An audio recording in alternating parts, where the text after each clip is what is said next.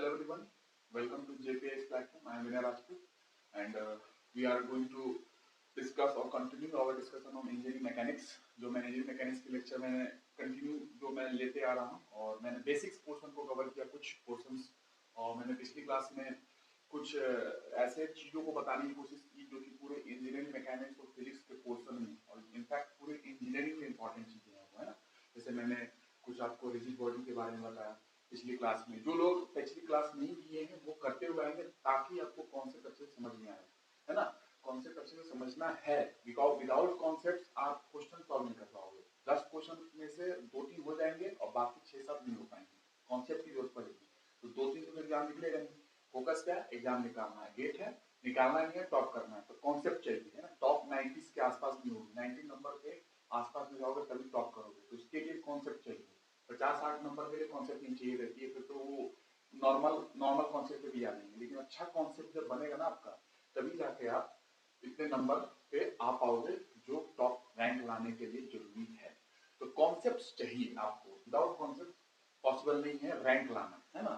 तो इसीलिए मैं थोड़ा सा वर्क कर रहा था कॉन्सेप्ट आप पे और आपके, और मैं चीजों को बताने की कोशिश किया कि पिछली क्लास में मैंने जो बात की आपसे रिजिड बॉडी, डिफॉर्मेबल बॉडीज, उसके बाद मैंने पॉइंट पार्टिकल की बात की थी, क्योंकि आप देखोगे हर जगह पॉइंट पार्टिकल लिखा है। पॉइंट पार्टिकल मतलब क्या है मैंने बताया आपको, मैं थोड़ा सा और जिक्र कर लूंगा उसका।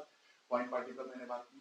फ्रेम ऑफ रेफरेंस, मैंने frame of reference, without frame of reference उसका जिक्र आगे भी करना है। जब मैं न्यूटन्स लॉ पढ़ाऊंगा आपको तो वहां पे मैं डिटेल में फ्रेम ऑफ रेफरेंस आपको बताऊंगा। बट मैंने थोड़ा सा जिक्र किया कि फ्रेम ऑफ रेफरेंस वो लोकेशन होती है ना, जहां पे डिस्टेंस बिटवीन दो पॉइंट के बीच की दूरी।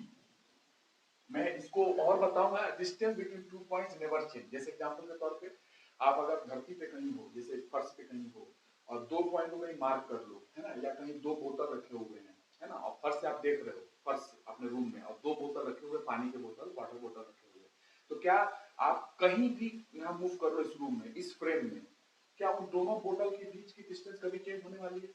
जहां रखी है उन दोनों की डिस्टेंस अगर 1 मीटर है तो आप रूम में इस फ्रेम में कहीं भी मूव कर लो, वो दोनों बोतल की डिस्टेंस हमेशा उतनी रहेगी इस फ्रेम में, है ना। तो वो लोकेशन होता है फ्रेम ऑफ रेफरेंस, जहां से डिस्टेंस बिटवीन 2 पॉइंट्स, दो बिंदु के बीच की दूरी हमेशा कांस्टेंट रहेगी उस फ्रेम में। उस फ्रेम मतलब अगर इस रूम में हूं और यहाँ पर अगर 2 बोतल पानी के रखे हुए हैं और उसके बीच की दूरी अगर 1 मीटर है, तो इस फ्रेम में आप कहीं भी घूम लो, इस इस रूम में कहीं भी घूम लो, उसके बीच की डिस्टेंस 1 ही मीटर होगी हमेशा। जाहिर सी बात है, कोई हटा तो रहा है नहीं, तो इसीलिए वो 1 मीटर के बीच की डिस्टेंस बनी होगी दोनों बोतल के बीच की दूरी। तो ये ऐसी लोकेशन होती है फ्रेम ऑफ रेफरेंस जहां पे distance between 2 points always constant, दोनों पॉइंट्स के बीच की दूरी हमेशा कांस्टेंट होती है। उस फ्रेम से बात कर रहे हो जहां पे आप स्टडी कर रहे हो। कहीं और फ्रेम में चले जाओगे तो हो सकता है मूव कर रहा हो। इसीलिए कहा जाता है, आपने सुना होगा कि अगर ट्रेन में मूव कर रहे हो तो ट्रेन में अंदर बैठे हुए लोग आपको लगते हैं कि रेस्ट में, विराम में है, लेकिन जब बाहर देखोगे तो लगेगा कि पोल जो है पीछे जा रही है, आदमी पीछे जा रहा है, पौधे पीछे जा रहे हैं। किस फ्रेम में आप हो उस फ्रेम के हिसाब से चीजें मूव भी करने लगती है। इस फ्रेम में चीजें मूव नहीं कर रही हैं, उस फ्रेम में वो चीजें मूव करने लगती है। इस फ्रेम में अगर कोई चीज मूव नहीं कर रहा है तो इसकी गारंटी ये नहीं है कि अगले फ्रेम में कोई और फ्रेम में ये मूव नहीं कर रहा होगा, कर सकता है। जैसे कि ट्रेन में आप बैठे हो तो अंदर के सहयात्री जो आपके हैं वो क्या होते हैं, एकदम रेस्ट पे रहते हैं, लेकिन आप बाहर देखोगे, ट्रेन के बाहर देखोगे तो पोल वगैरह ऐसा लगेगा पीछे जा रहा है ना, पेड़ पौधे वो लगेंगे पीछे जा रहे हैं, गाड़ी आगे जा रही है वो पीछे जा रहे हैं, तो मूव करने लगेगा। लेकिन एक्चुअली अगर ग्राउंड पे रहते तो ट्रेन से बाहर निकल के ग्राउंड पे चले जाओ तो लगेगा पौधा तो वहीं खड़ा है, पोल तो वहीं। तो इसीलिए कोई चीजें जहां रेस्ट में है, हो सकता है कि दूसरे जगह से, दूसरे फ्रेम से वो मोशन कर रहा हो, ये चीजें भी हैं। तो मैंने जो जिक्र किया है पिछली क्लास में, आप ध्यान रखेंगे, मैं इसका जिक्र और अच्छे से करूंगा ताकि आपको inertial frame, non inertial frame समझ में आ जाए। बट आप अपना इतना याद रखेंगे कि स्टडी करना है किसी चीजों की, किसी पॉइंट की, किसी पार्टिकल स्टडी करना है तो हमें फ्रेम ऑफ रेफरेंस की जरूरत पड़ती है ना। उसके हिसाब से चीजों की स्टडी करते हैं, है ना। तो ये मैंने पिछली क्लास में आपको बताया था, आज मैंने थोड़ा सा और ऐड कर दिया आपको कि फ्रेम ऑफ रेफरेंस वो लोकेशन होती है जहां से distance between 2 points never change, कभी भी दो बिंदु के बीच की दूरी चेंज नहीं करने वाली है। उस लोकेशन पे, वो फ्रेम में, अगर ये रूम है, ये रूम एक फ्रेम ऑफ रेफरेंस है, यहां से अगर स्टडी कर रहे हो किसी 2 बोतल की, पानी की बोतल रख लो एक 1 मीटर की दूरी पे, तो बताओ कभी उसकी डिस्टेंस बदलने वाली है शुरू में कहीं, आप कभी भी देखोगे तो लगेगा हाँ भाई दोनों एक ही मीटर की दूरी पर रखे हुए हैं, है ना। तो डिस्टेंस चेंज नहीं करेगा, 2 पॉइंट के बीच की दूरी, 2 बोतल के बीच की दूरी चेंज नहीं करने वाली। किसी भी चीज को उठा लो, 2 चीज के बीच की दूरी किसी लोकेशन से अगर चेंज नहीं कर रही है तो आपका एक फ्रेम ऑफ रेफरेंस है, वहां से आप स्टडी कर सकते हो। लेकिन किसी और फ्रेम ऑफ रेफरेंस में चले जाओ, जैसे ट्रेन में चले जाए, तो ट्रेन में जाओगे तो लगेगा चीजें पीछे भाग रही है, यानी मोशन में हो जाएंगी, लगेगा कि चीजें पीछे भागने लगी, तो वहां पे चीजें बदल जाती है। इसीलिए कोई चीज अगर किसी फ्रेम में रेस्ट में है तो वही चीज किसी और फ्रेम में मोशन में कर रही है, मोशन होगा, उसका गति हो रहा होगा, है ना। कोई चीज किसी फ्रेम में अगर रेस्ट में, विराम में है, तो वही चीज किसी और फ्रेम में मोशन कर रही होगी। मैंने एग्जांपल दिया आपको, ट्रेन में अगर आप बैठे हो तो आप रेस्ट में हो, सारे यात्री क्या लगता है रुके, सब रेस्ट में है, बैठे हुए, लेकिन बाहर बैठोगे तो क्या लगेगा, वही पौधा जो आप जब धरती से देखते हो तो एक जगह टंगा रहता है, एक जगह खड़ा है, पोल एक जगह खड़ा है, लेकिन ट्रेन से देखते हो क्या लगता है सारा चीज पीछे जा रहा है, तो मोशन करने लगा। जो चीज एक जगह खड़ी थी अगर जमीन पे खड़ा हुआ और देख रहा हो तो पेड़ ऐसे खड़ा है, पोल ऐसे खड़ी है, सब जगह फिक्स है अपना, लेकिन वही चीज मूव करने लगी जब आप ट्रेन से देख रहे हो उस चीजों को। ट्रेन से अगर बाहर देखना आपने स्टार्ट किया तो वही पौधा मूव करने लगा, पीछे की ओर जा रहा है, ट्रेन आगे जा रही है, पौधा पीछे जा रहा है, पोल पीछे जा रहे हैं, है ना। तो कॉन्सेप्ट क्या समझ में आया कि जो चीज कहीं से फिक्स है, रेस्ट में है, वो चीज कहीं और से देखने पे मोशन में भी दिख सकती है ना, जैसे ट्रेन वाला एग्जांपल।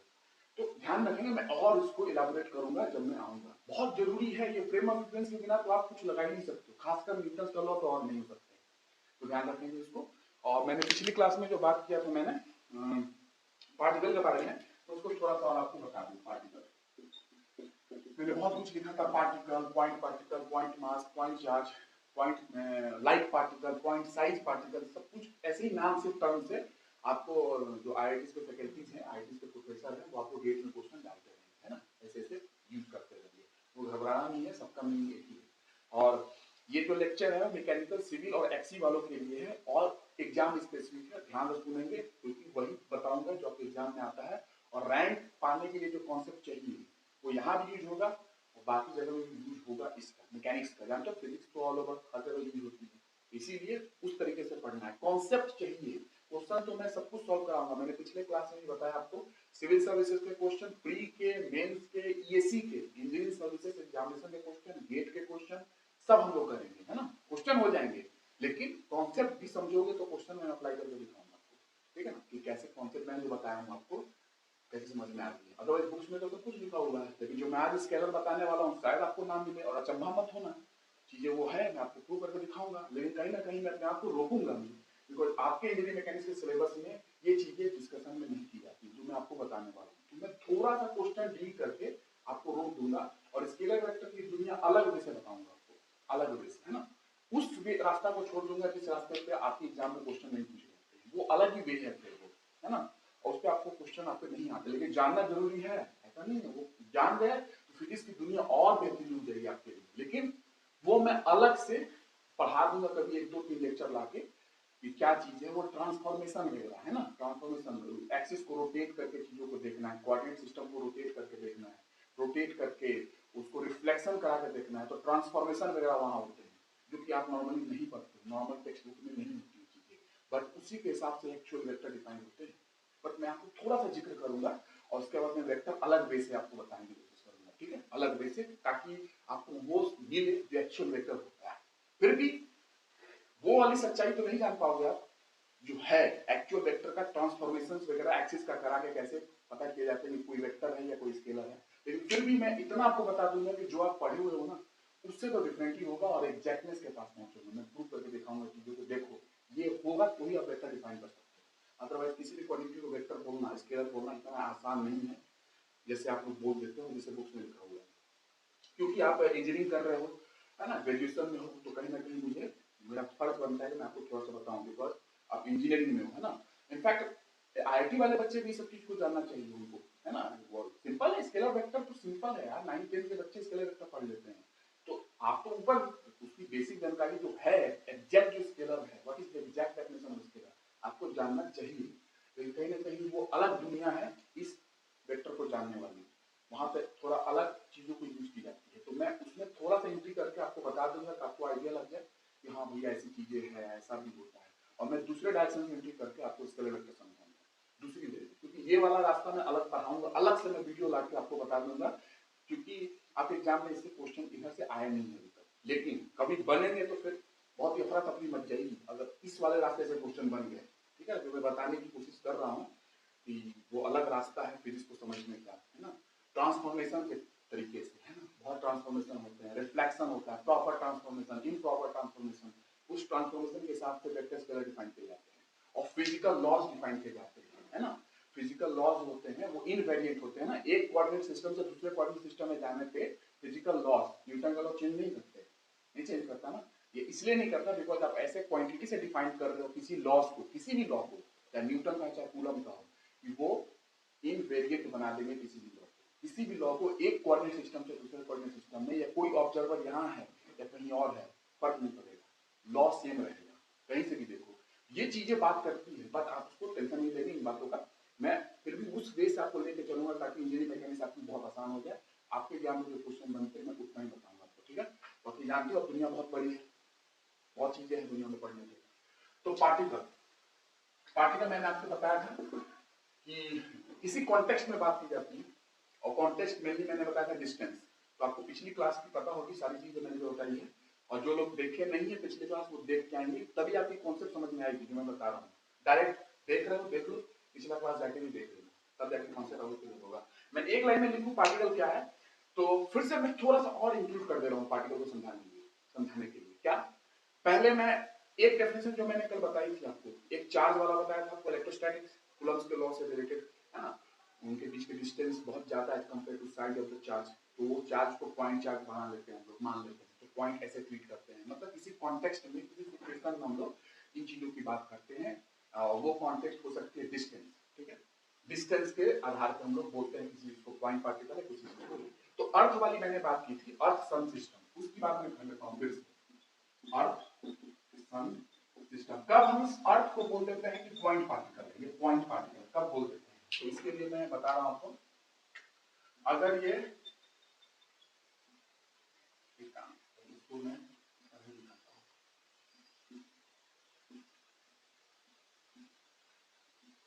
ये सन है और ये अर्थ है, मान लो थोड़ा सा बनाता हूं, बात है अर्थ है, ठीक है, और इनकी बीच की जो मीन डिस्टेंस है, मैंने बात की थी, मैं थोड़ा सा उसको इलेबोरेट कर दे रहा हूं ताकि आपको क्लियर हो जाए।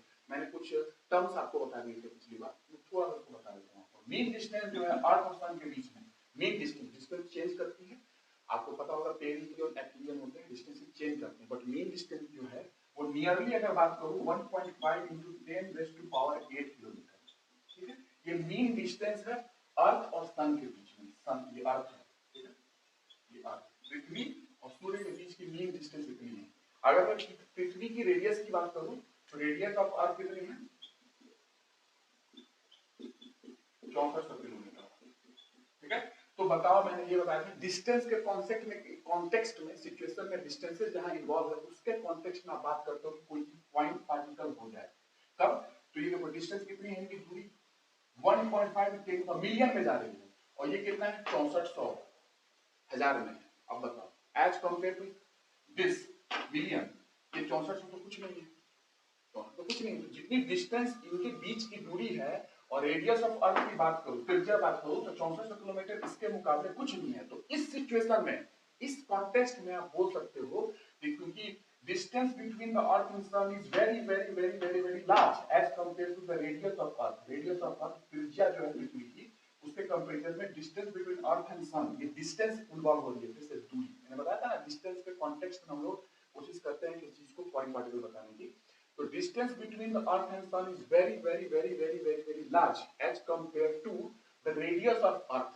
क्योंकि 6400 है, यहाँ मिलियन चल रही है, मिलियन में बात चल रही है, तब हम बोलते हैं कि Earth can be treated as point particle। तब Earth को हम point particle मान लेते हैं जब आपको प्रिसाइज कैलकुलेशन नहीं जरूरत होगी, सोफिस्टिकेटेड कैलकुलेशन नहीं जरूरत होगी आपको, अगर एग्जैक्टनेस कैलकुलेशन के अंदर एग्जैक्टनेस नहीं जरूरत है, एकदम एग्जैक्ट कैलकुलेशन ना करना हो, अप्रोक्सीमेट में जाना हो, प्रिसीजन की ज्यादा जरूरत ना हो, तो आप ऐसा ट्रीट कर सकते हो अर्थ को पॉइंट पार्टिकल और मान के सॉल्व कर लेते हो।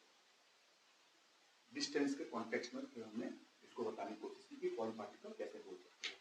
तो ये डिस्टेंस के कॉन्टेक्स्ट में हो गया, ठीक है, इसको नोट कर लेंगे। फिर अगर मैं बात करूं, एक जनरल आपको बता दूं थोड़ा सा, जैसे फुटबॉल है, बॉल है, खेलते हो, क्रिकेट खेलते हो, फुटबॉल किक करते हो, है ना, जितनी चीजें, इसको भी पॉइंट पार्टिकल ट्रीट कर लेते हैं। कैसे? अगर फुटबॉल खेल रहे हो तो अगर रोनाल्डो ने अगर फुटबॉल को मारा तो फुटबॉल कितना डिस्टेंस गया, पूरे फील्ड की अगर देख लो नॉर्मल, तो मान लो 50 मीटर दूर गया फुटबॉल, ठीक है। अब फुटबॉल की साइज कितनी है, तो फुटबॉल की साइज के कंपैरिजन में फुटबॉल जितना डिस्टेंस मूव कर रहा है, ये क्रिकेट बॉल देख लो, अगर किसी ने छक्का मारा तो स्टेडियम के बाहर चला गया बॉल, तो कितनी डिस्टेंस तय की। लेकिन अगर साइज बात कर लो बॉल की, तो छोटी सी साइज तो छोटा है बॉल का, लेकिन डिस्टेंस कितना तय कर रहा है। स्टेडियम के बाहर लोगों ने लोग मार देते हैं, क्रिस गेल की बात करो, लोगों ने स्टेडियम के बाहर मारे, तो बॉल जो है डिस्टेंस बहुत तय कर रही है, लेकिन उसकी साइज जो है बहुत छोटी है बॉल की। तो इस कंडीशन में भी हम लोग बॉल को पॉइंट पार्टिकल बोल देंगे। इस कंडीशन में भी हम लोग, जैसे फुटबॉल की बात कर रहा था मैंने, कि फुटबॉल आप बहुत दूर दूर तक मूव करती है, डिस्टेंस बहुत ट्रेवल करती है फील्ड के अंदर, लेकिन फुटबॉल की साइज उसके कंपेरिजन में बहुत कम है। तो इस कंडीशन में आप फुटबॉल को भी क्या बोल दोगे, पॉइंट पार्टिकल बोल दोगे। तो ऐसा भी सिचुएशन आप समझ के रखना, ये जो मैंने बताई है, ये ऐसे बताया मैंने स्टैटिक करके चीजों को, अब मैं बता रहा हूं मूव करा के, डिस्टेंस कितना मूव कर रहा है। अगर कोई चीज डिस्टेंस ज्यादा मूव कर रहा है और उसकी साइज बहुत छोटी है एज कंपेयर टू डिस्टेंस जो मूव कर रहे, बॉल देख लो, बॉल कितनी दूर दूर तक जाती है स्टेडियम के अंदर, लोग चौका मारते हैं, छक्का मारते हैं, तो दूर तक जाती है बॉल, लेकिन अगर उसकी साइज की बात करो बॉल की, तो बहुत छोटी है एज कंपेयर टू डिस्टेंस, जितना तय कर रही है दूरी वो स्टेडियम में, उसके कंपेरिजन में तो बॉल की साइज तो बहुत छोटी है ना। तो उस सिचुएशन में भी आप बॉल को, फुटबॉल को आप क्या बोल सकते हो, पॉइंट पार्टिकल, ठीक है। तो मैंने अब थोड़ा मूव करके बता दिया आपको, अभी मैं स्टैटिक करके बता रहा था कि ये डिस्टेंस इन कंपेरिजन में आप इस वे से भी समझ लीजिए,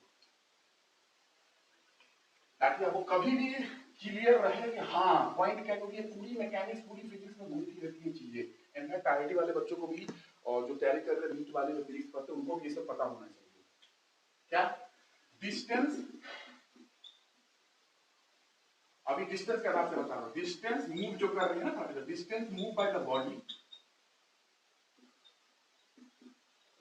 बॉडी डिस्टेंस मूव, मतलब एक स्टेडियम में बॉल कहां कहां जाता है, लोग छक्के मारते हैं, चौके मारते हैं, वो तो बहुत ज्यादा है, बॉल की साइज तो इतनी छोटी है, तो साइज ऑफ द बॉडी,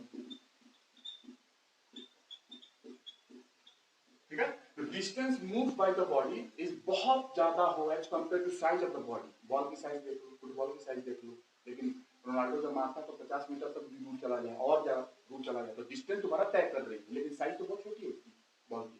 तो उसके कंपेरिजन में आप बॉडी को, body can be treated as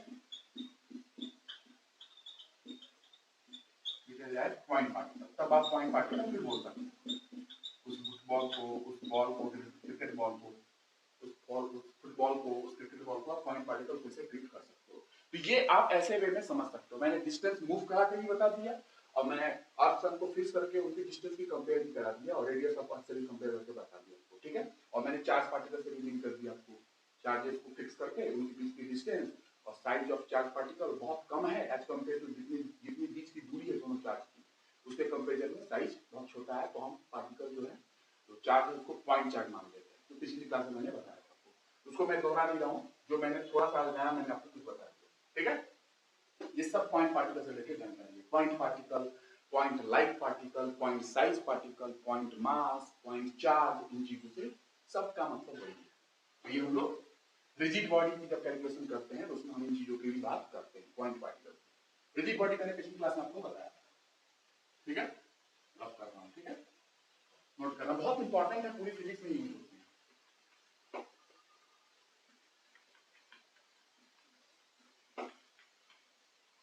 और फ्रेम ऑफ रेफरेंस जो मैंने बताया है मैं पूरा बताऊंगा, न्यूटन लॉ जब पढ़ाऊंगा तो वो मैं ट्रेन वाली कहानी, वो सारी चीजें, frame of reference, inertial, non inertial, सबको बताऊंगा आपको। अभी मैंने आपको अवेयर कराया आपको चीजों को, है ना, पिछली क्लास में मैंने कुछ बताया था, इस क्लास में थोड़ा और बढ़ा दिया। अब मैं जब मैं बताऊंगा तो पूरा ही बताऊंगा न्यूटन लॉ के साथ।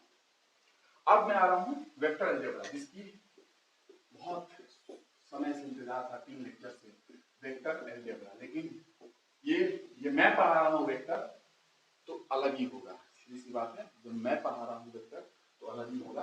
आपको रियल आज वेक्टर पता चलने वाला है, व्हाट इज वेक्टर, ठीक है।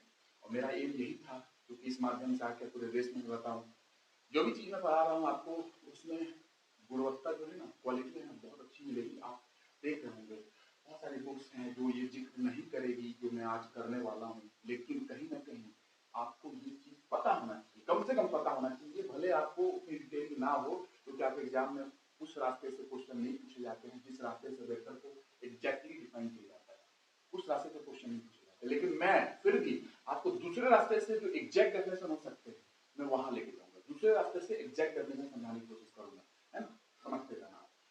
वेक्टर अलजेब्रा, ठीक है, ये अपना हेडिंग है वेक्टर अलजेब्रा। लेकिन इसके पहले just you understand what is scalar and vector. The naive definition of scalar, the simple-minded definition of scalar is जो आप नॉर्मली एलिमेंट्री फिजिक्स में एलिमेंट्री क्लासेस में आपने पढ़ा है 11th 12th क्लास और अभी तक पढ़ रहे होंगे, वो क्या है स्केलर्स के बारे में, क्या है the naive definition of scalar and vector, ठीक है, vector and scalar, ठीक है, the naive, the simple-minded definition that you learn in elementary physics, 11th class 12th class में जो आपने पढ़ा है, vector and scalar. Scalar has a magnitude, ये आपने पढ़ा है, exactly बात, has a magnitude only, magnitude होते हैं इसके पास, ठीक है, has a magnitude only, scalar के पास आपने पढ़ा है, और vector has a magnitude, और आप बोल ही रहे होंगे magnitude and direction both, ठीक है, ये आपने normally 11th class 12th class में पढ़ा है एलिमेंट्री फिजिक्स में, आपने ये चीजों को पढ़ा है कि scalar has the magnitude and vector has magnitude and direction. और थोड़ा सा मैं यहाँ पे ऐड कर दूं तो आप ट्रायंगल लॉ की बात करते हो ना, स्पेसिफिक लॉ ऑफ एडिशन की बात करते हो, ट्रायंगल लॉ पैरेललोग्राम वेक्टर वाले में। In addition to this to you also include triangle of vector addition. फिर भी ये आपने पढ़ लिया है, but I would say like these are not the adequate definitions of vector and scalar. These are not the exact definitions of vector and scalar. I'm going to discuss about the exact definitions of vector and scalar. What are the exact definitions of vector and scalar? But फिर भी मैंने बताया ना आपको कि इसको define करने के एग्जैक्टनेस को शायद दूसरी दुनिया में ले जाना पड़ेगा, जैसे ट्रांसफॉर्मेशन की दुनिया होती है, लेकिन आपको मुझे ये बताना था कि आप ये समझ जाए कि चीजें जो आपने पढ़ा है वो सही नहीं है, मैं प्रूव कर रहा हूँ कैसे, ठीक है। तो scalar and vector, first I am going to talk about the scalar कि क्यों नहीं ये एग्जैक्ट है। These are not the adequate definition, these are not adequate definition, है ना, adequate definition, not exact definition of vector and scalar. ये exact definition नहीं है वेक्टर स्केलर के, इससे आप वेक्टर स्केलर को प्रूव नहीं कर सकते, अदरवाइज चीजें बहुत प्रॉब्लम हो जाती है। जो आपने कभी डील नहीं की है, मैंने डील किया है ट्रांसफॉर्मेशन लॉस के, प्रॉपर ट्रांसफॉर्मेशन, इम्प्रॉपर ट्रांसफॉर्मेशन जो होती है, रिफ्लेक्शन होता है, रोटेशन होती है, ट्रांसफॉर्मेशन मेनली हम लोग रोटेशन से डील करते हैं, लेकिन आपको वो नहीं पढ़ना है, ठीक है, मैं अलग वे से आपको लेके चलूंगा, बट यहाँ पे आपको थोड़ी सी जानकारी मैं दे दी आपको, ताकि आपको लाइफ में हमेशा क्लियर रहे कि हाँ भाई चीजें और भी होती है, ठीक है। तो scalar, if you talk about the plane, ठीक है ना, और the position of the coordinate of a point in a plane, coordinate में बात कर रहा हूं किसी प्लेन में, एक्स वाई प्लेन आपने देखी है, X Y mutually perpendicular plane at origin, intersection of X Y is origin, जहां एक्स वाई इंटरसेक्ट कर रहे हैं वो ओरिजिन है। और टॉक अबाउट द पॉइंट की बात कर रहा हूं, point P, coordinate of point P in X Y plane, इस एक्स वाई प्लेन में जो कोऑर्डिनेट है पॉइंट पी का, कोऑर्डिनेट मैंने पिछली क्लास में थोड़ा सा बताया था आपको, इसलिए मैंने जिक्र किया था उसको, बिकॉज़ वेक्टर में मुझे थोड़ा एग्जैक्ट डेफिनेशन की और आपको थोड़ा पंचर करना है आपकी डेफिनेशन को, थोड़ा सा मुझे वो बताना है आपको कि मैग्नीट्यूड से काम नहीं चलने वाला है, ठीक है। तो the coordinate of point P in this X Y plane is X comma Y, ठीक है, और ये एक्स कॉमा वाई कैसे दिखा सकते हैं, एक्स पे आप चले, ये एक्स हो गया, और ये जो वर्टिकल डिस्टेंस है वो वाई होगी, लाइक ये ऐसा, ठीक है, ये सेम ही है ये। तो ये इस प्लेन में एक्स वाई प्लेन में मैंने एक पॉइंट को लिया, ठीक है, coordinate axis X Y perpendicular है, म्यूचुअली परपेंडिकुलर है, दोनों लंब है, इस पॉइंट की कोऑर्डिनेट एक्स वाई है, ये एक्स हो गई और ये वर्टिकल वाई होगी, ठीक है। अब मैं आपको मैग्नीट्यूड की बात करता हूं कि क्या, तो x जो है क्या है स्केलर, मैं बात कर रहा हूं यहाँ पे, और यहाँ पे इसको डिस्प्रूव कर रहा हूं इस डेफिनेशन को, और क्या है, कैसे है। x जो है ये पॉजिटिव एक्स एक्सिस और ये नेगेटिव एक्स एक्सिस, तो x जो है रन कर रही है कहां से, प्लस इंफिनिटी से माइनस इंफिनिटी, है ना। x कहां से कहां रन कर सकती है, x run from plus infinity to minus infinity, ठीक है। और as well as y also run from plus infinity to minus infinity, ठीक है, ये है। तो x जो है वो रन कर रही है plus infinity to minus infinity, same as for y, plus infinity to minus infinity, ठीक है, ये है। तो अगर x प्लस से माइनस की ओर जा रही है, y भी प्लस से माइनस की ओर पूरा इंफिनिट प्लेन पे मूव कर रहा है, ये प्लेन पे पूरा x plus infinity to minus infinity और ये प्लस इंफिनिटी से माइनस इंफिनिटी x मूव कर रही है। अगर मैं बोलूं कि इस प्लस और माइनस को मैं हटा दूं, ठीक, क्योंकि डायरेक्शन की बात हो रही है ना, वन डायमेंशन में डायरेक्शन की बात हो रही है। अगर मैं x को, आपने एक y equal to mod of x की बात सुनी होगी, you can appreciate if you know about the mod of x functions कैसे सॉल्व किए जाते हैं, और मैं बताऊंगा आपको कंटिन्यूटी और डिसकंटिन्यूटी की जब बात करूंगा मैथमेटिक्स में, इंजीनियरिंग मैथमेटिक्स में, तो वहां से डील करूंगा। बट अभी राइट नाउ, अभी के लिए, if I am going to take the mod of x, ठीक है, और भी कुछ ले सकते हो, y equal to mod of x equation होते हैं, y equal to mod of x आपने सुना होगा ऐसे, ये है ना, y equal to mod of x, उसी की मैं जिक्र कर रहा हूं, मैथमेटिक्स में इसको और जिक्र करूंगा मैं, बहुत सारी प्रॉपर्टी है मॉड की। तो x can run from plus infinity to minus infinity, so can y also run from plus infinity से minus infinity तक, ठीक है। if you take the modulus of x, then direction की कोई बात नहीं रहेगी, मॉड का मतलब जानते हो magnitude, is it scalar, because this is having only magnitude, इसके पास सिर्फ मैग्नीट्यूड बचा, जानते हो मॉडुलस, मॉड जब लगाते हो, क्योंकि मैंने डायरेक्शन को हटा लिया और मैंने मॉड लगा दिया x पे, तो क्या ये स्केलर है, ये स्केलर, इज इट स्केलर, बताओ, आप बोलते हो ना मैग्नीट्यूड सिर्फ स्केलर के पास, तो मैंने कर दिया ना mod of x, x run from plus infinity से माइनस इंफिनिटी, ठीक है। तो I am taking the modulus of x, mod of x, then it is having magnitude only, और vector scalars have magnitude only, you learn this definition in previous classes, elementary physics, तो आपने पढ़ा है कि magnitude होते हैं, scalar के पास सिर्फ मैग्नीट्यूड होता है, और मैंने मॉड ऑफ x ले लिया, x का मॉड ले लिया, तो मैग्नीट्यूड होगी इसकी, मॉड ऑफ x एक मैग्नीट्यूड हो गया, तो क्या ये स्केलर है, क्योंकि स्केलर में आप मैग्नीट्यूड की बात करते हो, क्या ये स्केलर है, no, this is not scalar, this is not scalar, तो फिर आपकी डेफिनेशन फेल होगी ना, मैग्नीट्यूड हो स्केलर क्वांटिटी के पास तो स्केलर होती है, तो mod of x having only magnitude but it is not scalar, ये स्केलर नहीं है, फिर बताओ कैसे हो सकता है, फिर आपने पढ़ा है ना, scalar has magnitude only, but यहाँ पे तो मॉड ऑफ x मैंने लिया ना, मॉड ऑफ x मतलब क्या है, मतलब क्या है, मैग्नीट्यूड, तो is it scalar, no, this is not a scalar, no, the answer is no,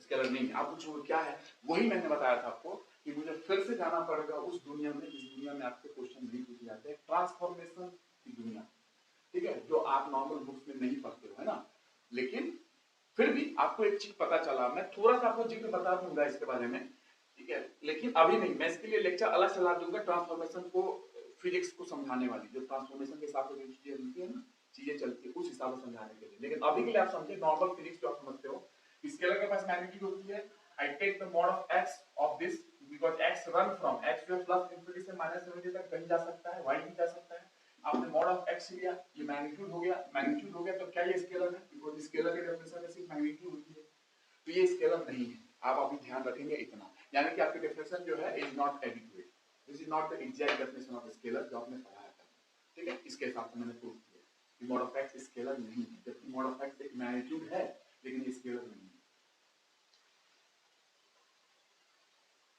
समझ रहे होंगे, this is not the exact definition of scalar, same मैं डायरेक्ट इसके लिए वेक्टर के लिए बता रहा हूं, सेम वेक्टर के लिए भी एग्जैक्ट डेफिनेशन नहीं है, इनएडिक्वेट है, कमियां हैं इसके अंदर, एग्जैक्ट नहीं है ये डेफिनेशन, क्या है मैं थोड़ा सा फिर से आपको बताने की कोशिश कर रहा हूं, कैसे आप सोच सकते हो, ये आप नोट कर लेंगे, mod of x is a scalar, no, mod of x is not a scalar, but mod of x having magnitude, as you are going to learn about the magnitude only, scalar having magnitude only, आप जानते हो कि scalar के पास सिर्फ magnitude होता है, लेकिन mod of x के पास मैग्नीट्यूड है, लेकिन स्केलर नहीं है,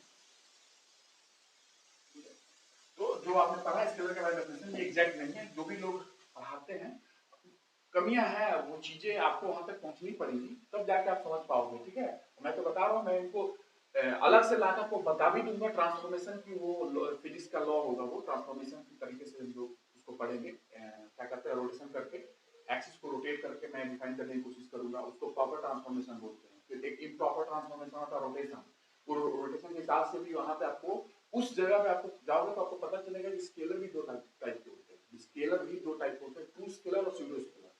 ट्रू स्केलर और स्यूडो स्केलर, उसी तरह वेक्टर भी टू टाइप के होते हैं, ट्रू स्केलर, ट्रू वेक्टर और स्यूडो वेक्टर। लेकिन वो फिर वो अलग दुनिया में जाके, वो अलग की फिजिक्स की दुनिया है, वो अलग फिजिक्स की दुनिया का मतलब वो अलग कोऑर्डिनेट सिस्टम जो है ना, रोटेट करके चीजों को पढ़ने की कोशिश की जाती है, लेकिन आप लोग उसको नहीं पढ़ते हो आमतौर पर नॉर्मल फिजिक्स में। ठीक है, पर उसके हिसाब से जाओगे तो वो स्केलर के भी टाइप हो जाते हैं, वेक्टर के भी टाइप हो जाते हैं। इसको नोट कर लेंगे। पहला मैंने आपको स्केलर के रेफरेंस को डिस्प्रूव किया है।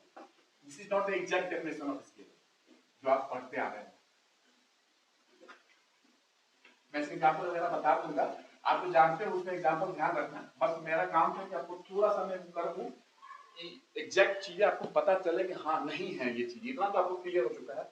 अगर मैं वेक्टर की बात करूं तो वेक्टर में बात करूं तो मैग्नीट्यूड छोड़ता हूं, डायरेक्शन, मेरा डायरेक्शन बहुत इंपॉर्टेंट है। ठीक है, तो मेरा क्वेश्चन ये है यहाँ पे, डायरेक्शन आपसे दिशा की अगर बात की जाए तो दिशा किसी के रिस्पेक्ट में होगी, किसी के रिस्पेक्ट में होगी। किसके रिस्पेक्ट में दिशा की बात कर रहा हूं? With respect to what? Direction किसके रिस्पेक्ट में? With respect to what? किसके रिस्पेक्ट में? कोई बात ही नहीं करता, डायरेक्शन होनी चाहिए। अरे किसके रिस्पेक्ट में? डायरेक्शन किसके रिस्पेक्ट में? तो डायरेक्शन किसके रिस्पेक्ट में मैंने क्वेश्चन डाल दिया आपके, विद रिस्पेक्ट टू व्हाट? तो क्वेश्चन का आंसर आ जाएगी यहाँ पे, नॉर्मली दी जाती है, with respect to what? Direction with respect to some fixed coordinate system. जो डायरेक्शन है इस वेक्टर की, वो कुछ फिक्स्ड कोऑर्डिनेट सिस्टम है, उसके रिस्पेक्ट में। कोऑर्डिनेट सिस्टम मैंने बताया एक्स वाई, उसी के रिस्पेक्ट में कोई ऐसी फिक्स्ड कोऑर्डिनेट सिस्टम है, उसके रिस्पेक्ट में डायरेक्शन की बात हो रही है। ऐसा यहाँ पे आंसर जा रहा है इसका। ठीक है, direction with respect to some fixed coordinate system, fixed coordinate system. मैं आपको ओवर बता रहा हूँ ये चीजें, अदरवाइज मैं वही बता दूं जो लोग बताते हैं, उसमें भी आपको देखने का बहुत डिफरेंस आएगी। जो एग्जैक्टनेस जो लोग बताते हैं ना, और वेक्टर स्केलर की डेफिनेशन, उसमें भी मैं आपको इतना चीज बताऊंगा कि आपको पता चल जाएगी जो करंट वगैरह है ना स्केलर है, क्यों स्केलर है, इसमें डायरेक्शन की बात होती है तो बोलोगे ट्रायंगल ऑफ वैलिड नहीं, ट्रायंगल ऑफ वैलिड नहीं होती है। प्रूव करके दिखाओ कहां नहीं वैलिड होती है, कैसे नहीं वैलिड होती है, मुझे चाहिए देखना है। एरिया स्केलर है कि वेक्टर है, तो बोलोगे स्केलर, तो मैं बोलूंगा एरिया वेक्टर नहीं पढ़ते हो आप। एरिया वेक्टर नाम सुना आपने, कहां से आगे?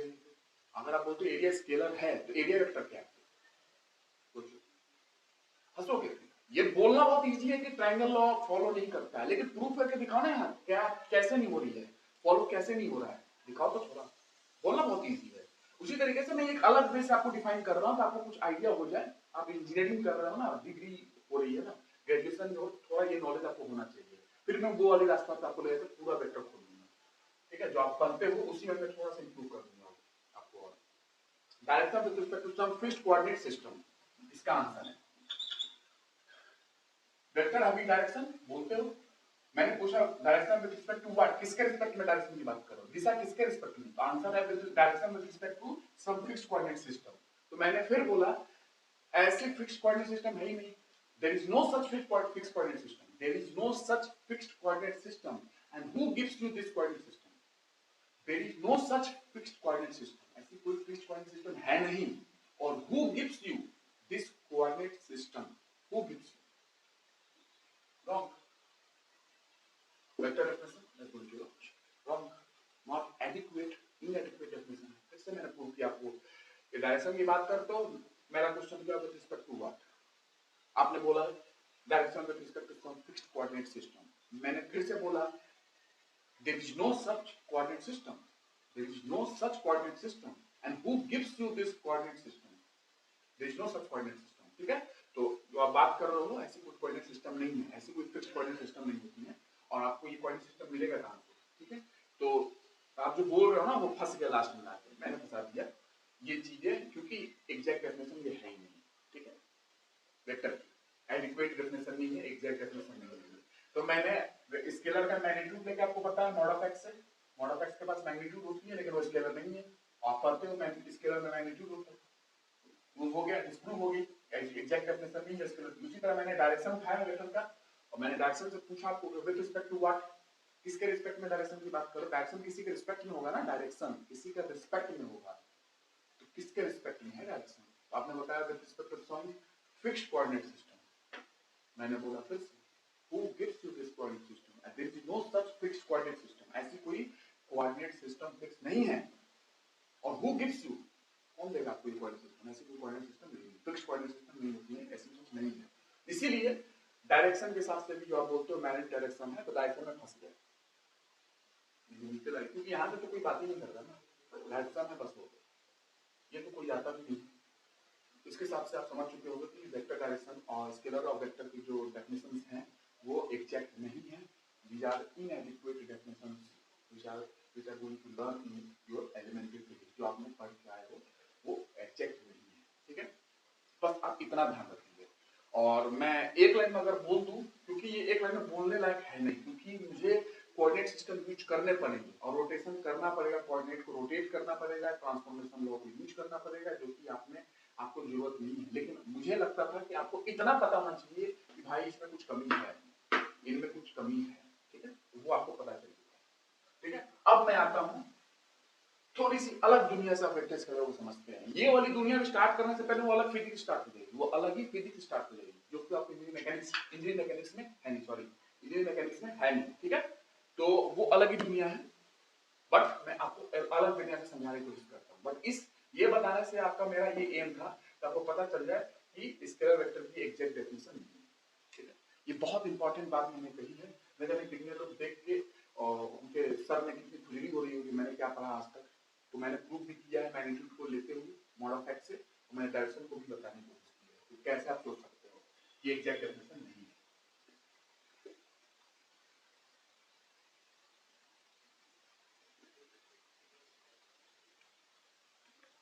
ठीक है? तो मेरा एम यही है इस ऑनलाइन पे आने का, ताकि आपको सही चीजें पता चले। देखो ये तो वीडियो YouTube पे जाने वाली है और हर कोई देखे इसको, आप बताना कि देखो स्केलर वेक्टर क्या होते हैं, यहाँ वीडियो जाकर देखो, आपको एग्जैक्ट पता चलेगा। कमी है, बाकी आंसर खोजते रहो तब तक, जब तक मैं अलग से वीडियो लाके इन चीजों को ना बता दूं, ये वाली जो डायरेक्शन है जो मैंने आपको बताई है, तब तक आप खोजते रहे, क्योंकि मैं अलग से वीडियो बना के बता भी दूंगा। आपको पढ़ना हो तो पढ़िएगा, बिकॉज इंजीनियरिंग मैकेनिक्स में की जरूरत नहीं है, वो वाली रास्ता पढ़ लीजिए, है ना? वेक्टर स्केलर ट्रांसफॉर्मेशन का जो मैंने बात की ना आपसे, वो तो क्या है इस वेक्टर, चलते हैं स्टार्ट करते हैं। आपको पता चल चुका है वेक्टर की जो डेफिनेशन आप पढ़ते हो एडिक्वेट नहीं, ठीक है? उसके पहले स्केलर समझ लें।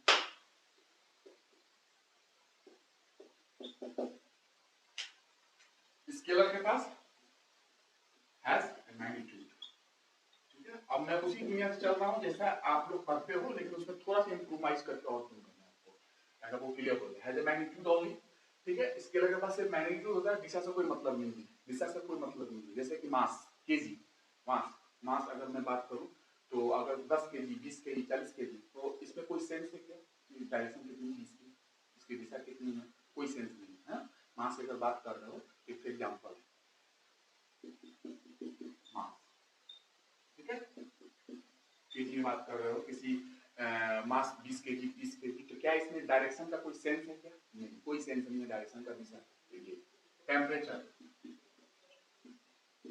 37 डिग्री सेल्सियस बॉडी टेम्परेचर होती है।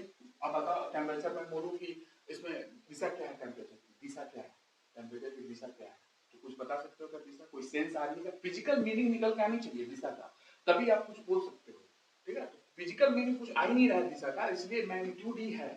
स्केलर में सिर्फ मैग्नीट्यूड होते हैं नॉर्मली, और आप जो पढ़ते हो मैंने कुछ बता दिया आपको एग्जैक्ट, वो ध्यान रखना। बस ये वो दुनिया से चल रहा हूँ जिस दुनिया से आप अवेयर है, उस दुनिया को मैं बता रहा हूँ। तो मास की बात करूं तो द्रव्यमान में क्या है, दिशा से कोई मतलब ही नहीं करता है, कोई फिजिकल मीनिंग निकल नहीं है, दिशा क्या बताओगे मास का, ठीक है? तो मास जो है वो डिस्ट्रीब्यूटेड हर संभाग पूरे स्पेस में। मेरी मास पता कर लो, मेरी मास देख लो, हर जगह पूरे डिस्ट्रीब्यूटेड है। अगर मेरी बॉडी बढ़ भी रही है तो हर जगह मास इंक्रीज होगा, है ना? और उसमें एग्जैक्टनेस में नहीं जाना अपने को, बस इतना ध्यान रखेंगे कि यहाँ पे मास की कोई डायरेक्शन की बात नहीं कर सकते, टेम्परेचर में कोई डायरेक्शन की बात नहीं कर सकते हो। अगर कोई पॉइंट की बात कर रहे हो, अगर पॉइंट कोई प्लेन में मूव कर रहा है तो कितनी पाथ लेंथ है, कितनी डिस्टेंस उसने ट्रेवल की, वो भी क्या है, पाथ लेंथ, वो भी मैग्नीट्यूड क्या कहते हैं, स्केलर है, क्योंकि उसमें भी दिशा का कोई मतलब नहीं। Distance travel by A particle, distance कितनी ट्रेवल की, उसमें डिस्टेंस और पाथ लेंथ कितनी है किसी पार्टिकल की, अगर वो ट्रेवल किया है तो उसमें डिस्टेंस तो है, लेकिन उसमें दिशा का कोई मतलब नहीं है। किस दिशा, दिशा वहां कोई मीनिंग नहीं निकल के आ रही है, फिजिकल मीनिंग कुछ समझ में नहीं आ रही है, वहां पे कोई इसका मीनिंग नहीं है, फिजिकल मीनिंग दिशा का। इसीलिए पाथ लेंथ की बात करूं और डिस्टेंस ट्रेवल और डिस्टेंस की बात करूं तो ये भी आपको वही क्वांटिटी मिलेगी, ठीक है। तो ये कुछ एग्जांपल्स है, मास, टेम्परेचर, पाथ लेंथ वगैरह, ये जो एग्जांपल्स है स्फीयर के, जिसमें मैग्नीट्यूड है लेकिन दिशा का कोई भी, डायरेक्शन का कोई भी फिजिकल मीनिंग निकल के नहीं आता यहाँ पे। तो ऐसे क्वांटिटी को हम लोग बोलते हैं स्फीयर क्वांटिटी। बाकी इसके एग्जांपल क्या होंगे आप मुझे उसमें यूट्यूब के कमेंट सेक्शन में लिख के बताएंगे कि और एग्जांपल क्या हो सकते हैं। ऐसा सोचेंगे कि मैग्नीट्यूड हो और जिस क्वांटिटी की मैग्नीट्यूड की बात कर रहे हो उसमें दिशा से कोई रिलेटेड कोई मतलब निकल के ना आए, डायरेक्शन का कोई फिजिकल मीनिंग निकल के आ ही नहीं रही है ना, कोई फिजिकल मीनिंग उससे निकल के ना आए, तो ऐसी क्वांटिटी आप जो नॉर्मली पढ़ते हो वो स्केलर है, ठीक है।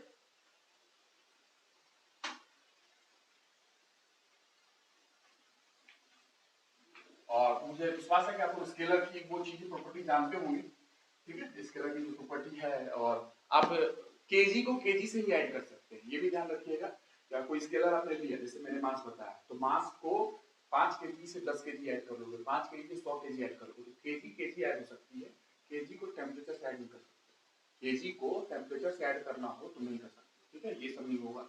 हाँ, डिफरेंट यूनिट्स को डिवाइड कर सकते हो। स्केलर में अगर बात करूं, डेंसिटी की बात करूं, तो मास अपन वॉल्यूम, मास क्या है स्केलर केजी में, वॉल्यूम क्या है स्केलर, मैंने एक और स्केलर बता दिया आपको वॉल्यूम, ठीक है, ये क्या है मीटर क्यूब में। तो डिफरेंट यूनिट्स है ये,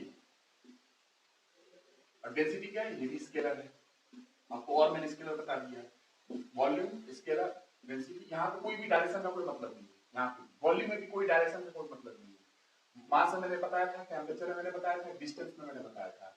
तो मास पर यूनिट वॉल्यूम, केजी एक स्केलर है, वॉल्यूम भी एक स्केलर है, केजी पर मीटर क्यूब। लेकिन आप ऐसा नहीं कर सकते हो कि केजी को टेम्परेचर से डिग्री सेल्सियस से ऐड कर दो, ऐड नहीं कर सकते हो, सब्सट्रैक्ट नहीं कर सकते हो, केजी को केजी से ही ऐड करोगे, ठीक है। डिग्री सेल्सियस को डिग्री सेल्सियस से, केल्विन को केल्विन से ही ऐड करोगे, टेम्परेचर की आप बात जो करते हो। एडिंग में, सब्सट्रैक्शन में ऐसा होगा, सेम यूनिट बट डिवीजन में आप अलग अलग यूनिट कर सकते हो, जैसे डेंसिटी की एग्जांपल है केजी मीटर क्यूब, है ना, अलग अलग यूनिट है, तो ऐसा कर सकते हो, बट एडिशन सब्सट्रैक्शन में ये चीजें नहीं होती, ठीक है। तो केजी को केजी से ऐड करेंगे स्केलर में, टेम्परेचर को बात करोगे तो डिग्री सेल्सियस से डिग्री सेल्सियस ऐड होगी, केल्विन से केल्विन ऐड होगी, बट डिवीजन की बात करोगे तो आप डिफरेंट यूनिट्स को डिवाइड कर सकते हो। मास की यूनिट केजी है, वॉल्यूम की मीटर की मीटर, केजी और मीटर अलग अलग बट डिवाइड होते हैं और डेंसिटी बन के आता है ना, केजी पर मीटर। ये भी स्केलर, ये भी स्केलर, ये भी scalar, temperature scalar, path length जो डिस्टेंस की मैंने बात की वो भी स्केलर। इसमें किसी में भी दिशा से रिलेटेड डायरेक्शन का कोई फिजिकल मीनिंग निकल के नहीं आता, कोई सेंस नहीं है डायरेक्शन का इन चीजों में, ये सारे स्केलर। और क्या स्केलर हो सकते हैं आप समझ सकते हो, ठीक है। तो मैंने 5-6 बता दिया आपको, 6 लगभग बता दिया मैंने स्केलर के बारे में, और आप ध्यान रखेंगे कि और क्या हो सकता है स्केलर, सोच सकते हो डायरेक्शन होगी कि नहीं, नहीं होगी, कोई मीनिंग नहीं है डायरेक्शन का, मैग्नीट्यूड होगा, ठीक है, और डायरेक्शन में कोई फिजिकल मीनिंग नहीं है। बस स्केलर के बारे में आप इतना ध्यान रखेंगे, और भी चीजें हैं बट मुझे पता है कि शायद आप लोग इस सब चीजें जानते होंगे, ठीक है, और जानना भी चाहिए। मैं उतनी बेसिक चीजों की बात नहीं करूंगा कि वो 11th वाली बात हो जाए, बट फिर भी आपको ये चीजें जाननी चाहिए। हाँ, वेक्टर, वेक्टर, अब मैं इस पे थोड़ा सा टाइम इन्वेस्ट करूंगा, तो मैंने बताया था ना आपको थोड़ा डिफरेंट वे में वेक्टर को डिफाइन करूंगा, क्योंकि वो करंट बताना है आपको, करंट वेक्टर है, स्केलर है, और स्केलर है तो कैसे एंगल ऑफ फॉलोइंग होता है, तो कैसे ये एरिया स्केलर है कि वेक्टर है, तो आपने बताया अगर एरिया स्केलर है तो एरिया वेक्टर क्या है, ठीक है। तो यहाँ पे मैं थोड़ा सा अलग वे से आपको वेक्टर को डिफाइन करूंगा, ठीक है। तो क्या है वेक्टर, पहले एक नॉर्मल आपको जानकारी दे दूं, वेक्टर है, ये अलग वैसे मैं बता रहा हूँ, मैंने जो शुरुआत में आपको बताया है ना वो अलग ही दुनिया है, जो मैंने बताया वो ध्यान रखना, वेक्टर के एडिक्वेट डेफिनेशन नहीं है, वो कमी है उसमें, ठीक है, उसको सही करने के लिए अलग वैसे चलना पड़ेगा आपको पढ़ने के लिए, बट आप यहाँ से ध्यान रखिए, मैं यहीं से जब वेक्टर डिफाइन करूंगा ना तो और अलग वैसे आपको डिफाइन करके थोड़ा सा एग्जैक्टनेस के साथ आपको लेके जाऊंगा, जो हो सकती है, जो मैक्सिमम पॉसिबल एग्जैक्ट डेफिनेशन इसके हो सकते हैं इस रास्ते से, जिस रास्ते से आपकी इंजीनियरिंग मैकेनिक्स चलती है। मैं उतना कोशिश करूंगा कि वहां तक आपको लेकर पहुंचा दूं जहां तक एग्जैक्ट डेफिनेशन है, बट फिर भी उतना एग्जैक्ट नहीं पहुंच पाऊंगा इस रास्ते से, क्योंकि उसके लिए मैं ट्रांसफॉर्मेशन के माध्यम से बताने की कोशिश कर सकता हूँ। फिजिक्स ट्रांसफॉर्मेशन है ना, क्योंकि मैंने रोक दिया उसको, तो मैंने स्टार्टिंग में आपको वेक्टर स्केलर की डेफिनेशन बताई है कि क्या है ना, मॉड ऑफ एक्स वाली कहानी, magnitude and direction and it obeys vector law of addition. अब vector law of addition triangular law भी है, ट्रायंगल लॉ भी है, पैरेललोग्राम लॉ भी है, दोनों। ट्रायंगल लॉ बेसिक लॉ है, उसी से सारे चीज सॉल्व हो जाते हैं, बट आप वेक्टर लॉ ऑफ एडिशन को फॉलो करेंगे, ऐसा इसमें नाम दिया है, ठीक है। Vector has magnitude and direction and it obeys vector law of addition, है ना। Triangle law of addition, triangle law of addition, triangle law of addition या लॉ ऑफ एडिशन बोल सकते हो, है ना।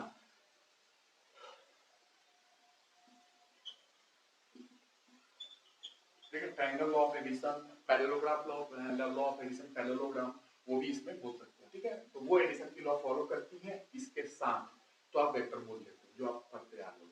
मैंने इसमें भी चीजों को रिस्ट्रिक्शन मैंने बताई है कि अभी कोई चीजें नहीं है, डायरेक्शन को मैंने लेते हुए बताया था। तो इसमें अगर मैं बात करूं वेक्टर में, तो ये चीज आपने समझ लिया। अगर मैं वेक्टर की बात करूं, वेक्टर में क्या क्वांटिटीज हैं, तो वेक्टर की क्वांटिटी आप पढ़ते हो ना, जैसे कि फोर्स है, एग्जांपल के तौर पे फोर्स, फोर्स, ठीक है, एंगुलर मोमेंटम,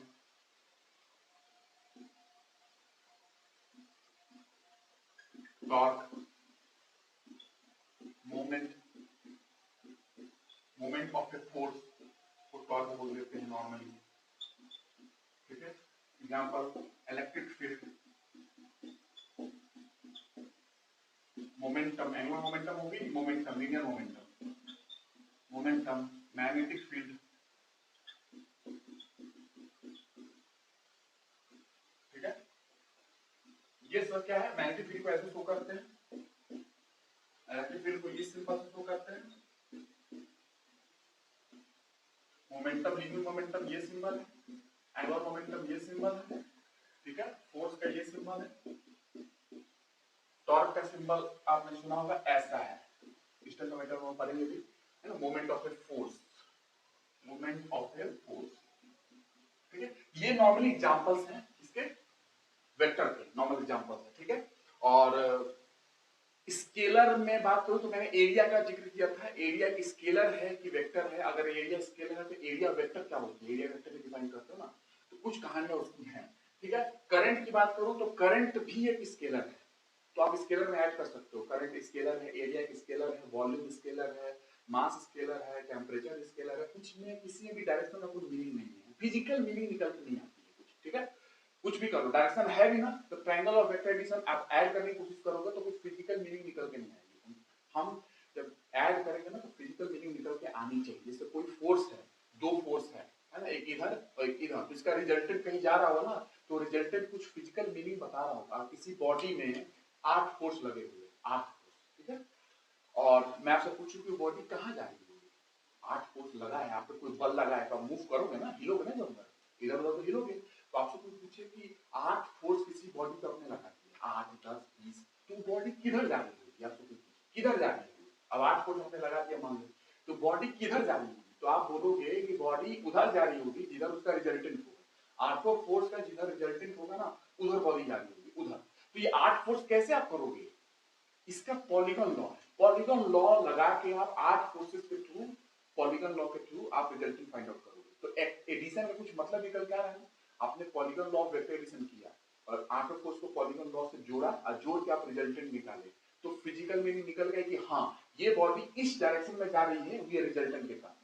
ये 8 फोर्सेस का जो रिजल्टेंट बन के आ रही है, वो रिजल्टेंट की डायरेक्शन में ये बॉडी मूव कर रही है फाइनली। तो फिजिकल मीनिंग आ रही है एडिशन का। आपने एडिशन किया, polygon law of vector addition किया, तो उसका फिजिकल मीनिंग निकल के आई ना कि हाँ रिजल्टेंट की डायरेक्शन में बॉडी मूव कर रही है।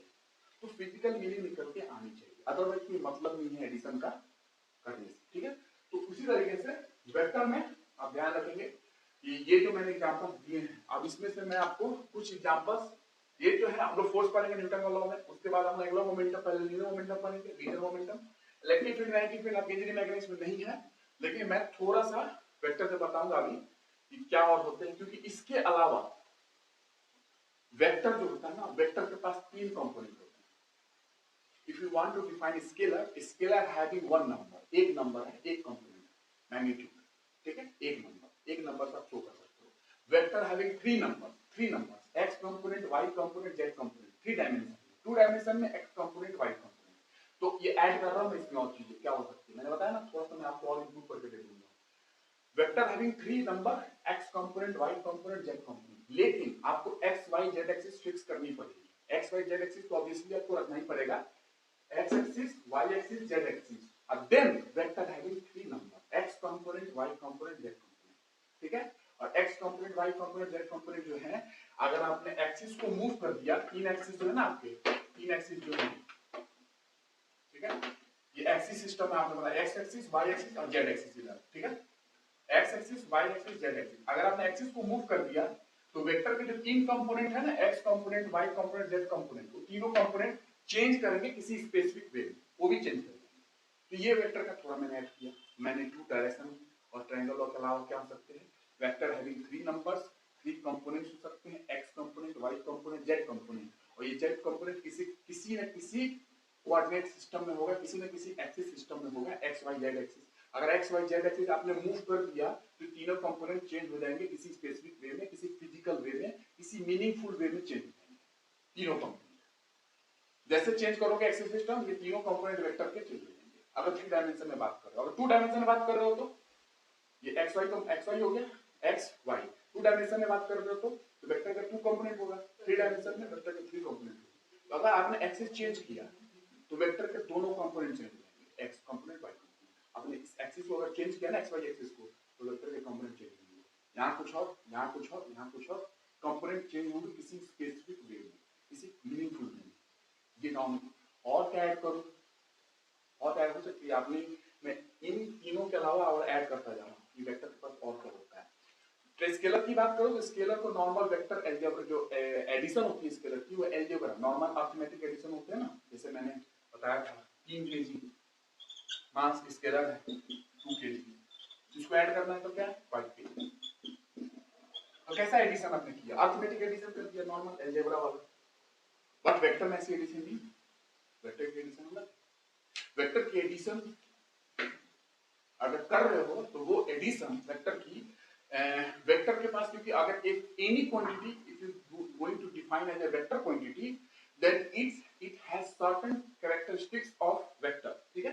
किसी क्वांटिटी को अगर आप वेक्टर डिफाइन करना चाहते हो, वेक्टर किसी क्वांटिटी को वेक्टर बोलना चाहते हो, तो it has certain characteristics of vector, कुछ वेक्टर की कैरेक्टरिस्टिक्स होनी चाहिए।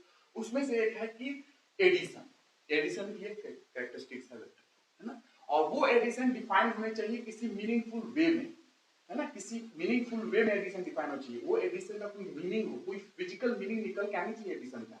आप जो ट्रायंगल और वेक्टर एडिशन बोल रहे हो, डिपेंडिंग अपॉन द रिक्वायरमेंट हम different types of addition vector में डिफाइन करते हैं, चाहे वो ट्रायंगल लॉ है, चाहे पैरेललोग्राम लॉ है, चाहे पॉलीगॉन लॉ है, डिपेंडिंग अपॉन द रिक्वायरमेंट हम different types of addition vector में डिफाइन करने की कोशिश करते हैं, ठीक है। और वो एडिशन कुछ ना कुछ फिजिकल मीनिंग निकल के आना चाहिए उस एडिशन से। आप वेक्टर के एडिशन कर रहे हो तो कुछ मीनिंगफुल इंफॉर्मेशन, फिजिकल मीनिंग निकल के आनी चाहिए, अदरवाइज उस एडिशन का कोई मतलब नहीं, ठीक है। मतलब नहीं है फिर वो स्केलर बन जाएंगे, क्योंकि अगर मैंने बताया कि ट्रायंगल लॉ वेक्टर एडिशन लगा रहे हो, मीनिंगफुल चीजें निकल के नहीं आ रही है, तो फिर स्केल को वेक्टर नहीं हो पाएगा। मैं ये दिखाऊंगा करंट में, करंट में यही चीज होती है, करंट में डायरेक्शन है, मैग्नीट्यूड है, लेकिन ट्रायंगल ऑफ वेक्टर एडिशन जब करोगे ना तो मीनिंगफुल चीज निकल के नहीं आती है, इसीलिए हम लोग करंट को स्केलर बोल देते हैं, धारा को, ठीक है। ये चीजें हैं। और मुझे लग रहा है कि अब थोड़ा आपने बहुत सारी चीजें अलग मुझसे सुन ली है, तो इसको डाइजेस्ट करें। और मैं फिर से वेक्टर का अगली क्लास में आऊंगा, तो जो मैंने कुछ इंफॉर्मेशन एक्स्ट्रा दी है, दो कंपोनेंट, तीन कंपोनेंट, थ्री डायमेंशन में तीन कंपोनेंट, दो डायमेंशन में दो कंपोनेंट, एक्स वाई में two component, X Y Z में थ्री कंपोनेंट, और वो तीनों कंपोनेंट चेंज होंगे। ऑब्वियसली आपको एक्सिस सिस्टम फिक्स करना पड़ेगा, एक एक्सिस सिस्टम बनाना पड़ेगा, X Y Z axis three dimension में। अगर एक्सिस सिस्टम आपने चेंज किया, एक्स वाई जेड एक्सिस आपने चेंज किया, तो तो X component, Y component, Z component vector के तीनों चेंज हो जाएंगे, किसी स्पेसिफिक वे में चेंज हो जाएंगे, एक मीनिंगफुल वे में चेंज हो जाएंगे, ठीक है। और उसके बाद मैंने बात की कि स्केलर की एडिशन नॉर्मल अलजेब्रा वाली होती है, वेक्टर की एडिशन किसी मीनिंगफुल वे में होती है, उसकी कुछ फिजिकल मीनिंग निकल के आती है अगर वेक्टर की एडिशन कर रहे हैं, ये चीज। अब इसके बाद वेक्टर में और भी ऐड करना है जो आप पढ़ते हो, तब जाके वेक्टर्स डिफाइन होते हैं पॉइंट पे, बस इतना याद रखना, point by point vectors point by electric field define करना है किसी पॉइंट पे, इलेक्ट्रिक फील्ड यहां डिफाइन होती है किसी पॉइंट पे, वेक्टर मैग्नेटिक फील्ड किसी पॉइंट पे डिफाइन होती है, वेलोसिटी किसी पॉइंट पे डिफाइन होती है, एक्सेलरेशन किसी पॉइंट पे डिफाइन होती है, और ना पॉइंट पॉइंट पे डिफाइन होती है, फोर्स किसी पॉइंट पे डिफाइन होती है, पॉइंट बाय पॉइंट डिफाइन होते हैं vector quantity, point by point. अब इसका क्या यूज करूंगा मैं, करंट की जब मैं प्रूव करूंगा करंट स्केलर है तो मैं ये प्रूव करूंगा कि करंट पॉइंट पे डिफाइन नहीं हो सकता, करंट एक क्रॉस एंड एरिया पूरे एरिया पे डिफाइन होता है, पॉइंट पे नहीं। इसीलिए एक कारण ये भी है कि करंट स्केलर है वेक्टर में, क्योंकि vectors point by point define होते हैं, पॉइंट बाय पॉइंट। तो मैं अगली क्लास में यहां से आपको कुछ फिर से स्केलर के बारे में थोड़ा सा और रिवाइज करा दूंगा, थोड़ा सा और इंफॉर्मेशन को थोड़ा सा और ब्यूटीफुल वे में प्रेजेंट करके और लिख दूंगा बोर्ड पे, और फिर मैं एरिया को दिखाऊंगा कि एरिया स्केलर क्यों है, एरिया वेक्टर का मतलब क्या है, और करंट क्यों है स्केलर, और जबकि करंट में डायरेक्शन भी है, करंट की मैग्नीट्यूड भी है, ठीक है। तो मैं इन चीजों को बता दूंगा। उसके बाद हम लोग एडिशन वगैरह नॉर्मल पढ़ लेंगे, triangle law, vector addition, parallelogram law, polygon law, और उससे जो भी प्रॉपर्टी है वो पढ़ लेंगे। उसके बाद चीजें क्वेश्चन लगाएंगे इसके ऊपर, क्योंकि आपको इंजीनियरिंग के हिसाब से जितनी मुझे लगा कि आपको, क्योंकि ये सब पढ़ना है ना, टॉप वगैरह बहुत डील करोगे आपको, तो आपको पता होना चाहिए, क्योंकि आपको तो ये भी पता होना चाहिए कि वेक्टर फील्ड क्या होता है, स्केलर फील्ड क्या होता है, conservative field, non conservative field. आप पढ़ोगे वेक्टर कैलकुलस में, if you apply vectors, if you apply vectors in differential equation, if you apply vectors in differential equation, if you apply vectors in calculus, you are going to get vector calculus. अगर इन vectors का आप application किसी calculus में कर रहे हो या differentiation में कर रहे हो तो आप क्या पाओगे, वेक्टर कैलकुलस पाओगे। तब वहां पे Gauss divergence theorem, Stokes theorem पढ़ते हो ना, वो सारी वहां पे कंजर्वेटिव फील्ड आएंगी। तो फील्ड भी जानना जरूरी है, वेक्टर फील्ड क्या होते हैं, स्केलर फील्ड क्या होते हैं, आप सुने नहीं होंगे लेकिन आप क्वेश्चन में आता है, क्वेश्चन में मैग्नेटिक फील्ड कंजर्वेटिव फील्ड है कि नॉन कंजर्वेटिव फील्ड है, फोर्स, कोई फोर्स कंजर्वेटिव होता है कि नॉन कंजर्वेटिव, कैसे डिफाइन करोगे, तो वहां पे क्लोज इंटीग्रल करके कुछ डीएल करके जीरो करना पड़ता है, तब कंजर्वेटिव होती है। आप वेक्टर कैलकुलस में पढ़ते भी इंजीनियरिंग में वहां पे, लेकिन वहां पे मैथमेटिक्स में फिजिकल मतलब कोई बताता नहीं आपको। तो मैं कोशिश करूंगा इन चीजों को समझा दूं, क्योंकि वहां तो जाना बहुत सिंपल है। फील्ड का मतलब क्या होता है, वेक्टर फील्ड क्या है, मतलब वेक्टर फील्ड होती है ना, स्पेस में वेक्टर फील्ड क्या है, इसको समझ लेंगे और बाकी आगे बहुत जल्दी मूव कर लेंगे हम लोग। फिर क्वेश्चन वगैरह तो बहुत सिंपल है, कॉन्सेप्ट नहीं समझोगे ना तो फिर ऐसे ही रखते रह जाओगे। मैंने जो आज बताया आपको लग रहा होगा, मैं अगली क्लास में भी और इंप्रूव करूंगा वेक्टर की डेफिनेशन। मैंने बोला ना कि इस वे से भी चल रहा हूं ना तो आपको बहुत अच्छा मैं दूंगा, ठीक है। और उस वे से अगर जिस दिन मैंने वीडियो ला दिया तो मैंने शुरुआत में मॉड ऑफ एक्स बताया, मॉड ऑफ एक्स, शुरुआत में मैंने डायरेक्शन बताया कि वेक्टर की डायरेक्शन में है तो विद रिस्पेक्ट टू व्हाट, तो सम फिक्स्ड कोऑर्डिनेट सिस्टम आपने बोला, तो मैंने बोला कि there is no such fixed coordinate system, ऐसी कोई फिक्स्ड कोऑर्डिनेट सिस्टम नहीं है। और who gives you this coordinate system, कौन देगा आपको ये कोऑर्डिनेट सिस्टम, ये कोऑर्डिनेट सिस्टम जो बोल रहे हो कौन देगा। तो वहां से इनएडिक्वेट डेफिनेशन है, एग्जैक्ट डेफिनेशन नहीं जो मैंने वहां बताया, लेकिन उसको अगर मैं जाऊंगा ना प्रूफ करने के लिए कि वेक्टर क्या है, स्केलर क्या है, तो अलग ही दुनिया हो जाएगी। लेकिन मैं इस वाली दुनिया से जो आप नॉर्मल पढ़ते हो, मैं इसी से भी आपको एग्जैक्ट डेफिनेशन जो लेके जा रहा हूं, ताकि आपको लगभग मैं एग्जैक्टनेस के पास पहुंचा, वेक्टर स्केलर की जो एग्जैक्ट डेफिनेशन है वहां लेके मैं चला इस रास्ते से, ठीक है। तो मैं आज के लिए इतना ही रखता हूं और आप डाइजेस्ट करें चीजों को, रिवाइज करें जो मैंने बताया है। मैं फिर से अगली क्लास में थोड़ा सा रिवाइज कराऊंगा और फिर से मैं चीजों को आगे लेकर मूव करूंगा। ये बेसिक है, इसको समझ जाओ। बाकी क्वेश्चंस वगैरह बहुत सिंपल है, ये वेक्टर 60 डिग्री पे एडजेक्टिव कितने पे है तो वो कितना होगा, बहुत सिंपल है, उसमें कुछ नहीं, बस पहले ये समझ जाओ। क्योंकि ये क्वांटिटीज पूरा डील करोगे ना, टॉर्क, फोर्स, मोमेंटम, ये तो पूरे क्वांटिटी डील करना है पूरी मैकेनिक्स में, इसको समझना जरूरी है। वेक्टर ही है, वेक्टर क्यों आना पड़ता है, क्यों जरूरी है वेक्टर पढ़ने का, बहुत ऐसे आंसर दिए जा सकते हैं कि वेक्टर क्यों जरूरी है। 2D, जब 2D 3D मोशन पढ़ते हो ना, 2D और 3D मोशन मैं बता रहा हूं, आगे मैं पूरा समझाऊंगा। 2D और 3D मोशन जब पढ़ते हो ना तो आप डायरेक्शन को एक जनरल वे में डिफाइन करना पड़ता है। 1D मोशन में डायरेक्शन तो स्ट्रेट लाइन होगी, तो इधर वाली पॉजिटिव और इधर वाली नेगेटिव हो गया, काम खत्म, कोई जरूरत ही नहीं है वेक्टर क्वांटिटी यहाँ पे। 1D की जब बात कर रहे हो ना, तो डायरेक्शन को आप जब ये नॉर्मल वे में डिफाइन कर लेते हो, पॉजिटिव साइन नेगेटिव साइन, लेकिन 2D मोशन में, 3D मोशन में, वहां पे आपको वेक्टर की जरूरत पड़ेगी। एक तरीका ये है, और भी बहुत सारे तरीके के वेक्टर क्यों क्यों क्यों जरूरी है ऐसी क्वांटिटीज, तो कारण और भी है, पर कहीं ना कहीं ये अंडरस्टैंडिंग जब रहेगी तो आपको क्वेश्चन फीलिंग आएगी, क्या पढ़ रहे हो, कैसे पढ़ रहे हो। तो थोड़ा थोड़ा आपको बताते जाऊंगा और कौन सी कक्षा कर दूं। ट्रस्ट में जब जाओगे, ट्रस्ट में जिस तरीके से पढ़ाऊंगा आपको फील आ जाएगी किस नंबर में क्या आ रहा है, कौन सी कंप्रेशन टेंशन कैसे आ रही है, method of joints, method of section, कौन ब्यूटीफुल मेथड है, कब कहाँ लगाना है, उसको समझना है। तो आपको फोर्स सिस्टम समझना पड़ेगा, कंकरेंट फोर्स क्या होते हैं, बहुत जरूरी है ट्रस्ट समझने के लिए। कंकरेंट फोर्स एक पॉइंट में मिलने वाला है, क्या है सब समझ लेंगे, एक भी चीज बचेगा नहीं। मुझसे पढ़ रहे आप, कोई टेंशन नहीं लेना। एग्जाम में तो आप आईआईटी का फैकल्टी जब चेक करेंगे ना आपके पेपर, और जब मिल लोगे, अब जब बताओगे इन चीजों को, तो आपको आपकी जो वो है ना रुतबा, वो ऊपर चल जाएगी उनके नजर में। मैं बता रहा हूँ आपको पता है, जो मैंने हर चीजें बताई है वेक्टर के बारे में, इन चीजों की जिक्र नहीं है बुक्स में, बहुत कम बुक्स में जिक्र है। फॉरेन ऑथर में जाओगे नहीं है। और समझना, सबसे बड़ी बात समझना, ट्रायंगल लॉ फॉलो नहीं करती है करेंट, कैसे प्रूव करके दिखाए, मैं दिखा दूंगा। एरिया स्केलर है, तो एरिया वेक्टर क्या है, एरिया वेक्टर पता हो, बहुत जगह आप पढ़ोगे, और हीट मास ट्रांसफर में लोग पढ़ेंगे एरिया वेक्टर के बारे में, अलग अलग जगह पे आप एरिया वेक्टर सुनते हो। एरिया वेक्टर क्या है, एरिया स्केलर है, तो एरिया वेक्टर क्या है, सब चीज मैं बता दूंगा, कॉन्सेप्ट समझ जाओगे एक बार। बहुत बेसिक कॉन्सेप्ट है, एक वेक्टर स्केलर समझना तो स्टार्टिंग में बेसिक तरीके से तो सब समझ जाओगे।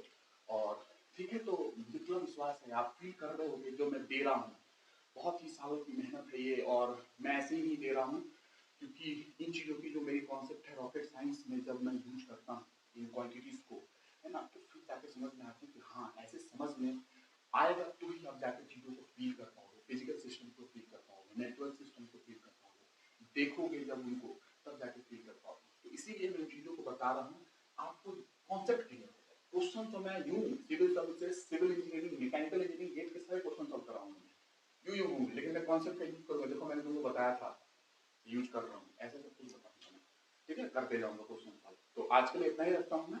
थैंक यू, आई होप मेरी डेडिकेशन समझ रहे हो आप, जिस तरीके मैं पढ़ा रहा हूँ, बहुत एनर्जी लगती है चीज़ों को बताने के लिए, और बहुत ही एक उम्मीद के साथ इस प्लेटफॉर्म पे आया हूँ, ऑनलाइन प्लेटफॉर्म पे, ताकि मैं देश में कुछ ऐसा दे पाऊँ कि वो बदलाव आए जो जरूरत है देश में, और आप लोग वो बदलाव हैं।